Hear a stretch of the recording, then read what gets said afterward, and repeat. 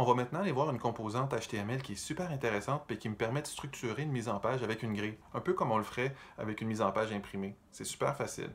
Donc, la composante grille HTML CSS qui nous permet de créer comme ça une grille avec des colonnes et des rangées.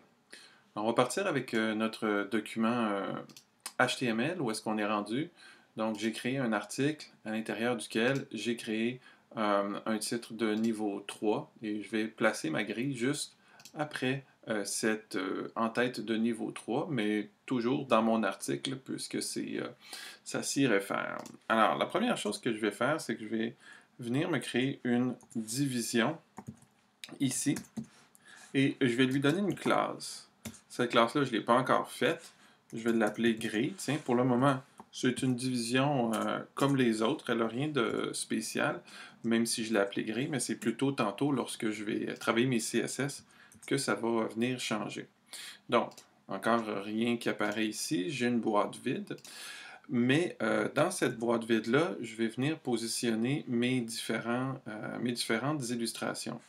Donc, comment est-ce que je vais faire? C'est que la composante de grille, elle, automatiquement, lorsque je vais tomber dans les CSS, chacune des images chacune des divisions va devenir un élément de grille. Donc, je vais vous montrer ça dans un moment. Alors, premièrement, ce qu'il faut faire ici, c'est de créer d'autres divs, ici.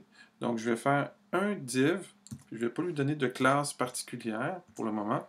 Donc, chacune de mes divisions va être un livre, en quelque sorte, dans notre exemple qui est ici. Et la composante grille HTML va comprendre ça et ordonner un peu tout ça de manière correcte.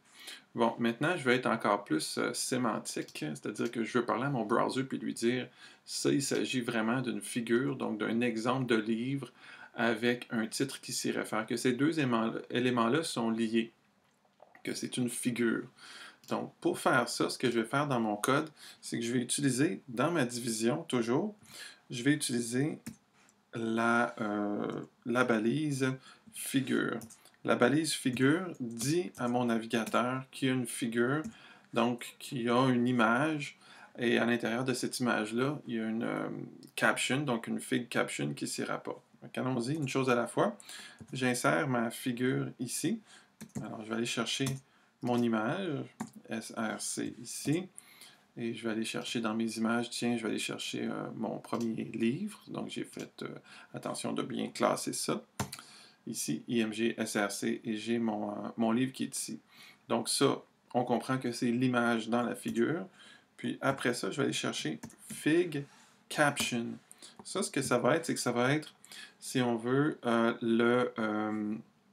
le titre qui se réfère à cette image-là. Et Google va être capable d'associer les deux. Alors, appelons-le juste Albert ici. Et lorsque je sauvegarde, vous allez voir ici que, tout simplement, là, donc c'est pas très évolué encore, mais on voit qu'on a mon livre et la caption qui s'est rapportée automatiquement. Là, automatiquement, la balise figure place l'image en haut, puis le texte en bas. Donc, c'est ce qu'on veut. Alors, ça va bien. On va faire ça pour chacune de nos images.